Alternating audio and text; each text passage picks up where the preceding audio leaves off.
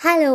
ഇന്നത്തെ മാംഗല്യം സീരിയലിൻ്റെ full എപ്പിസോഡിൻ്റെ review ആണ്. അപ്പോൾ ഇന്നത്തെ എപ്പിസോഡിനകത്ത് വലിയൊരു ഹൈലൈറ്റ് എന്ന് പറയുന്നത് അനഘ എന്ന വ്യക്തിക്ക് അച്ചു ആരാണെന്നുള്ള കാര്യം തിരിച്ചറിഞ്ഞിരിക്കുവാണ്. അച്ചു എന്ന ഏട്ടത്തിയുടെ സ്നേഹം അതിന് എന്ത് വിലമതിക്കാൻ പറ്റാത്തൊരു വ്യക്തിയാണ് ഏട്ടത്തി എന്നതും ആ ഏട്ടത്തിയുടെ കൈകൾ പിടിച്ച് കരയുന്നു, കൈകളിൽ കരഞ്ഞു വീഴുന്നു, കാലുകൾ തൊട്ട് നമസ്കരിക്കുന്നു, എന്തൊക്കെ ചെയ്തു നമുക്ക് പറയാൻ പറ്റില്ല. അനഘ ടോട്ടലി സറണ്ടർ ആയി കഴിഞ്ഞു. ഇതാണ് പറയുന്നത്, എപ്പോഴും നന്മ പോസിറ്റീവ് എപ്പോഴും നെഗറ്റീവിനെ പോലും അട്രാക്റ്റ് ചെയ്യുമെന്ന് പറയുന്നതിൻ്റെ കാര്യം ഇതാണ്. കാരണം എപ്പോഴും പോസിറ്റീവിനെ കൂടെ നിന്നാലേ ഒരു നെഗറ്റീവായ ഒരു വ്യക്തിക്ക് പോലും തൻ്റെ ജീവിതം എങ്ങനെയെങ്കിലും നിലനിന്നെങ്കിലും പോകാൻ പറ്റത്തുള്ളൂ എന്നുള്ളതാണ് സത്യാവസ്ഥ. അപ്പോൾ ഇന്ന് അനഘയിൽ നിന്ന് നമ്മൾ അതാണ് കാണുന്നത്. രണ്ടാമത്തെ ഒരു കാര്യം എന്ന് പറയുന്നത്, ചേച്ചി ടോട്ടലി തള്ളി പറഞ്ഞു കഴിഞ്ഞു അനഘ എന്ന് പറയുന്ന വ്യക്തി. അത് കൂടാതെ നമ്മുടെ ആതിര കാണിക്കുന്ന ഒരു വലിയൊരു മണ്ടത്തരമുണ്ട് ഇന്നത്തെ എപ്പിസോഡിനകത്ത്.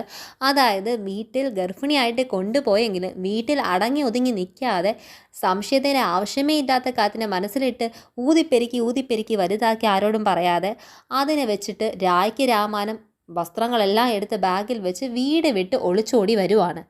കല്യാണത്തിന് മുന്നേ ഒളിച്ചോടിയതൊക്കെ രസകരമായ കാര്യമായിരുന്നു. പക്ഷേ ഇപ്പം കല്യാണം കഴിഞ്ഞൊരു കൊച്ചിൻ്റെ അമ്മയാവാൻ പോകുമ്പോഴും ഇങ്ങനത്തെ ഒരു മണ്ടത്തരം കാണിക്കത്തക്ക രീതിയിൽ പ്രേമം അത്രയ്ക്ക് നമ്മൾ പൊട്ടനാക്കുന്ന കാര്യമാണെന്നുള്ളത് രസകരമായ ഒരു കാര്യമാണ്. പ്രേമം പൊസസീവ്നെസ് ഒക്കെ പറയുന്നത് നമ്മളെ ഇങ്ങനെയാണ് ചിലപ്പോൾ നമ്മുടെ കണ്ണ് കെട്ടി കളഞ്ഞെന്നിരിക്കും. അപ്പോൾ നമുക്ക് ഇന്നത്തെ ഡീറ്റെയിൽ റിവ്യൂ നോക്കാം. സീരിയലിൽ നിന്ന് തുടങ്ങുമ്പോൾ തന്നെ നമ്മുടെ ആതിര വീട്ടിലേക്ക് പോകാനായി തയ്യാറായി നിൽക്കുന്നെങ്കിലും ആതിരയുടെ കണ്ണ് മൊത്തം പൊസസീവായിട്ട് നേരെ സന്ദീപിനെ തന്നെ നോക്കുക. കാരണം സന്ദീപിനെ നോക്കാൻ വേറൊരു കാര്യമാണ്, സന്ദീപ് ഏറ്റവും ബാക്കിലാണ് നിൽക്കുന്നത്. സന്ദീപിൻ്റെ തൊട്ടടുത്ത് നമ്മുടെ അനഘയെ നിൽപ്പുണ്ട്. രണ്ടുപേരും യെല്ലോ ആൻഡ് യെല്ലോ ഡ്രസ്സ് ഇട്ടിരിക്കുവാണ്. അതും കൂടെ ആകുമ്പോഴത്തേക്ക് അതൊരു പേർ പോലെ നമുക്ക് തോന്നും. കാണുമ്പോൾ എൻ്റെ അടുത്ത് പോലും വന്ന് നിൽക്കാതെ അവിടെ തന്നെ അങ്ങ് നിൽക്കുമല്ലേ.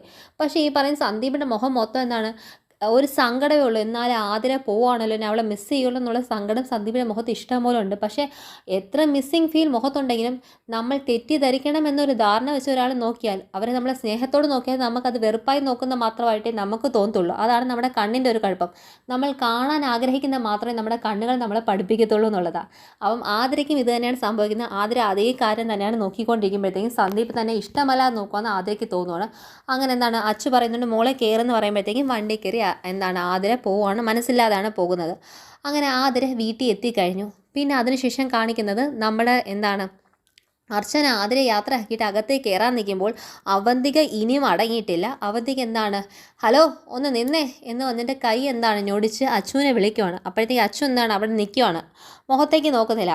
എന്തോ പറയാനുള്ളതെന്ന് വെച്ചാൽ ഇങ്ങോട്ടേക്ക് ഫ്രണ്ടി വന്ന് പറയട്ടെ എന്ന് വെച്ചാൽ അച്ചു കാത്തിരിക്കുമ്പോഴത്തേക്കും നമ്മൾ അവന്തിക പറയോ, നിൻ്റെ മുഖത്ത് ഞാൻ ഭയങ്കര ഒരു ഓവർ കോൺഫിഡൻസ് കാണുന്നുണ്ട് അർച്ചന.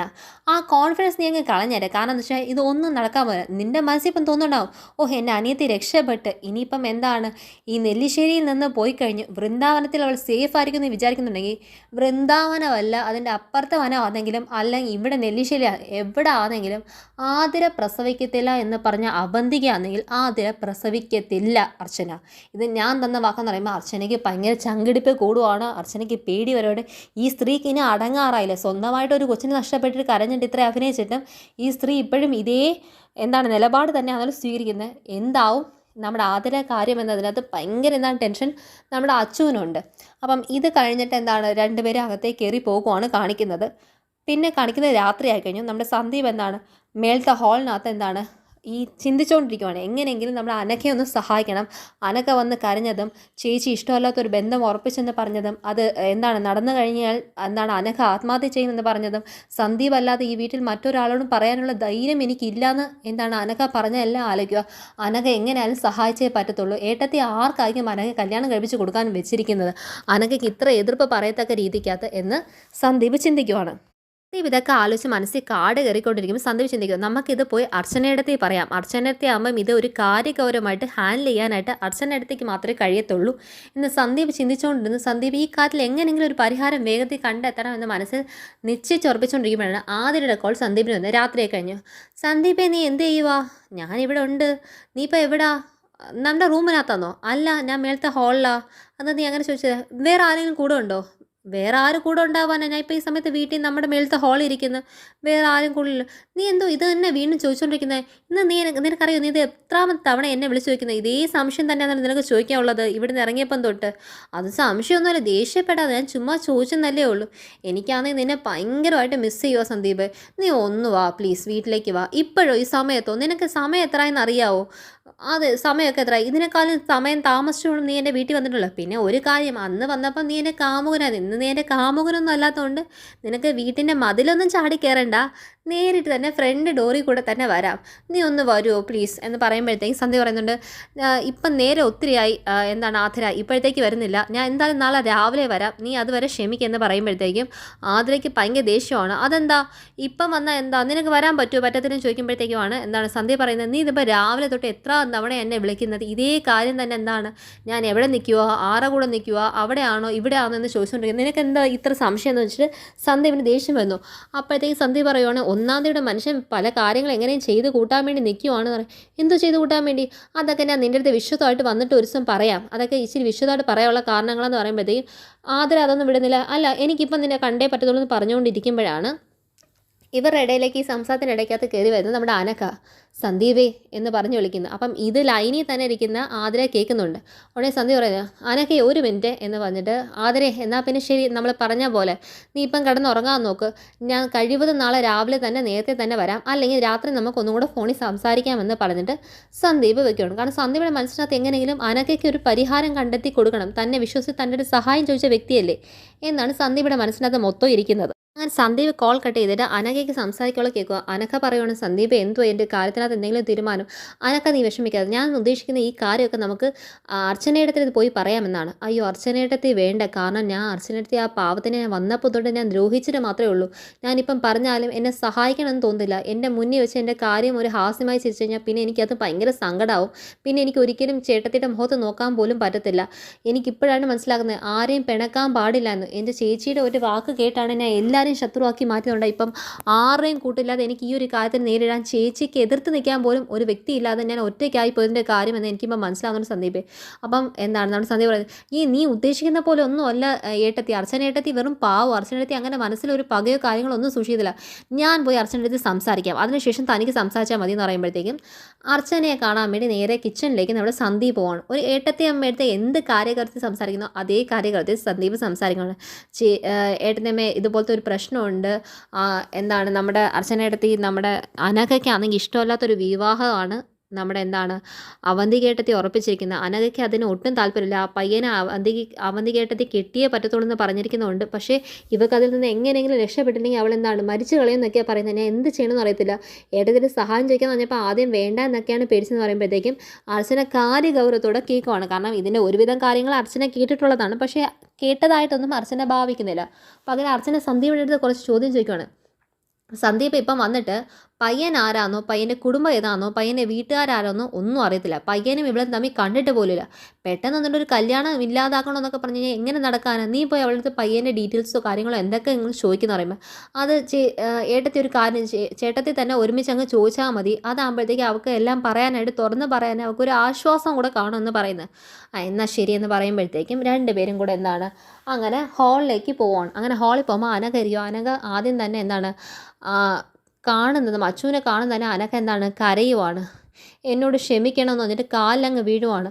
ഞാൻ ഒത്തിരി ദ്രോഹിച്ചിട്ടുണ്ട്, അതൊന്നും എൻ്റെ അടുത്ത് മനസ്സിൽ വെക്കല്ലേ, എങ്ങനെയെങ്കിലും അർച്ചൻ്റെ അടുത്തേക്ക് എന്നെ പഴയതുപോലെ എന്താണ് സ്നേഹേനെയും അതുപോലെ നമ്മുടെ ആതിരേനെയൊക്കെ കാണുന്ന പോലെ എന്നെ കാണാൻ പറ്റുമോ ഇനി എന്ന് ചോദിക്കുമ്പോഴത്തേക്ക്, ഇനി എന്താ, ഞാൻ നിന്നെ ഇതുവരെ, അതായത് ഇതിന് മുന്നേയും ഇനിയും എപ്പോഴും നിന്നെ എന്താണ് എൻ്റെ ആതിര മോളെ പോലെയും സ്നേഹമോളെ പോലെയും തന്നെ കണ്ടുള്ളൂ, പിന്നെ നിൻ്റെ അടുത്ത് വഴക്കും കാര്യങ്ങളൊക്കെ പറഞ്ഞു, അത് എന്തെങ്കിലും നീ ഒരിക്കൽ തെറ്റൊക്കെ മനസ്സിലാക്കി ഇതുപോലെ തിരുന്തി എന്താണ് വന്ന് നിൽക്കണമെന്ന് വെച്ചിട്ട് മാത്രമേ പറഞ്ഞുള്ളൂ, പിന്നെ നീ ജനുവിലി ഒത്തിരി വഴക്കുണ്ടാക്കിയിട്ടുണ്ട്, അതിൻ്റെ കാര്യവും അതിൻ്റെ ദേഷ്യമൊക്കെ എനിക്ക് മനസ്സിലാവും, പിന്നെ ഞാൻ മനസ്സിൽ ദേഷ്യങ്ങളും കാര്യങ്ങളും പകയൊന്നും വെച്ച് സൂക്ഷിക്കുന്ന കൂട്ടത്തിനകത്തല്ല, അപ്പം ഉള്ള കാര്യങ്ങൾ അപ്പം പറഞ്ഞു തീർക്കും, അല്ലാതെ പിന്നെ അതും ആലോചന മനസ്സിൽ കയറ്റി വെച്ചുകൊണ്ട് നടക്കുന്ന സ്വഭാവ പ്രതികാരമൊന്നും എനിക്ക് മനസ്സിലാകത്തില്ല എന്ന് അർച്ചന പറയുന്നുണ്ട്.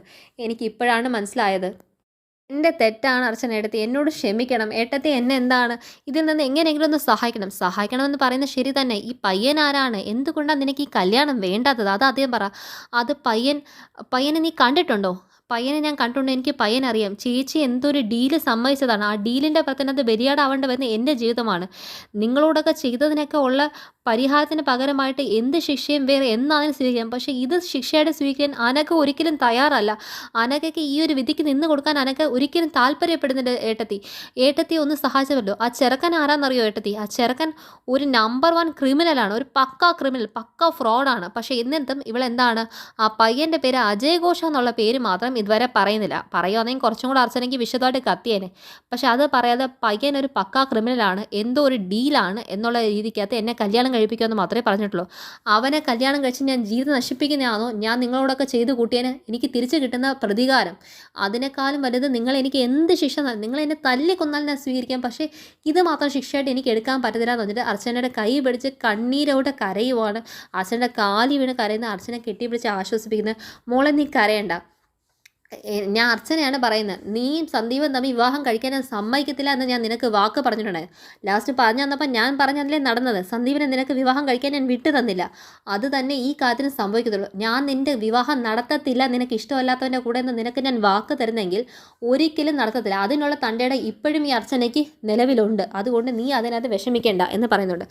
ഈ വാക്ക് തന്നത് അർച്ചനയാണ്, പകരം നിൻ്റെ ചേച്ചിയല്ല. അതായത് സ്വന്തം അനിയത്തിയുടെ ഇഷ്ടങ്ങളോ അനിഷ്ടങ്ങളോ പോലും മനസ്സിലാക്കാതെ അതിനൊരു പരിഗണനയോ അതിനൊരു വില പോലും കൊടുക്കാതെ നിന്നെ തള്ളിക്കളഞ്ഞ നിൻ്റെ ചേച്ചിയല്ല.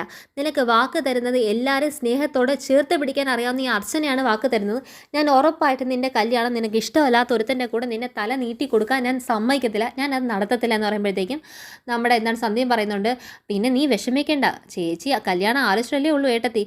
അത് കല്യാണത്തിന് ഇനി എന്തൊക്കെ കാര്യങ്ങൾ കിടന്നത്, കല്യാണം എന്ന് പറയുമ്പോഴത്തേക്കും എന്തൊക്കെ രീതിക്കകത്തുള്ള ആഘോഷങ്ങൾ കിടക്കുന്ന ഒരു കാര്യം. അങ്ങനെ ഒറ്റയ്ക്ക് ആരോടും പറയാതെ ഒളിച്ചും പാത്തൊന്നും നിന്നെ കല്യാണം നടത്താൻ പറ്റത്തില്ലല്ലോ എന്താണ് സന്ദീപം പറയുന്നത്. പക്ഷേ ഇവർക്ക് ആർക്കും അറിയത്തില്ല അവന്തികയ്ക്ക് അങ്ങനത്തെ ഒളിച്ചും പാത്തുള്ള കല്യാണം തന്നെയാണ് അവന്തിക ഉദ്ദേശിക്കുന്നുള്ള കാര്യം.